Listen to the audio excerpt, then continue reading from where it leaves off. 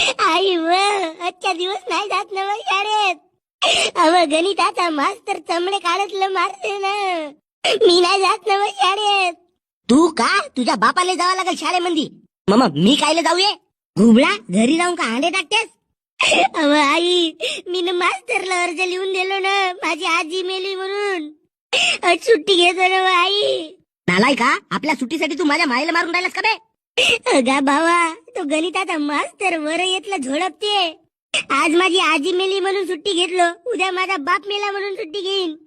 पण मी शाळेत नाही जाईन काही. बरोबर आहे. याचा मित्र डेंग्या नसेल गेला शाळेत. सप्पे हे संगतीचे परिणाम होत.